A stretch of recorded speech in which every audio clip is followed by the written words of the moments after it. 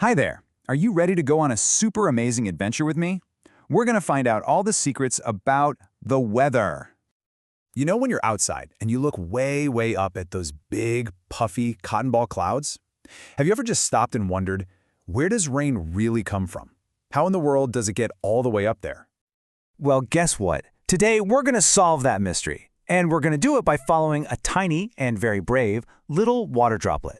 Her name is Drippy, and she's about to have the biggest adventure ever. Okay, so before we blast off with Drippy, we need to meet the two big bosses of weather. Yep, these are the two main weather makers who get the whole show started.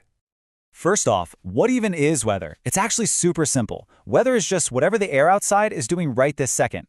If you peek out your window, is it sunny? Is it windy? Or maybe it's rainy? All of that, that's weather. So, let's meet our two amazing weather makers. On one side, we have the sun. It's kind of like a giant heater in the sky that warms up our whole planet. And on the other side, we have water. You know, the water in big oceans, lakes, and rivers. And of course, that's what our hero, Drippy, is made of. All right, it's time to check in with Drippy. Right now, she's just chilling in a big lake with all her water droplet friends. But not for long. Her incredible journey is about to start. It's time for the Great Water Escape. So remember our giant heater, the sun? Well, it starts to shine its warm, cozy rays down on the lake. The sunshine feels warm on Drippy, and it gives her this feeling like she's getting lighter. And then, whoosh, she starts to float up, up, up into the big blue sky. This amazing floating trip has a really cool science name. It's called evaporation. It's what happens when the sun heats up water, and little droplets like Drippy turn into an invisible gas called water vapor. It's kind of like the steam you see rising up from a really warm bubble bath. How cool is that? Drippy is floating higher and higher. She's way past the tallest trees, even past the tallest buildings. So what in the world happens to her way, way up there where the air starts to get a little bit chilly? Let's find out. Brr! Drippy's right. It is getting cold way up here. But look, she's not alone. She sees millions and millions and millions of other little water droplets who also did the Great Escape. So, to stay warm, what do? They all decide to get together and huddle up in one giant group hug. And this giant group hug has a special name, too. It's called condensation. That's when all that invisible water vapor gets cold and turns back into tiny little water droplets we can see. And when they all get together like that, poof, they make a big, fluffy cloud. So now, Drippy is hanging out in a giant cloud, floating across the sky with all of her new friends. But the cloud keeps collecting more and more and more water droplets. Oh my gosh, it's starting to get really full and heavy. Wow, let's look at Drippy's adventure so far. First, she did the Great Escape, which we learned is called evaporation. Then, she built a cloud with all her friends, and that was called condensation. So what's next? She's ready for step 3, the big drop. You guessed it, the big drop has a big science name too. Precipitation.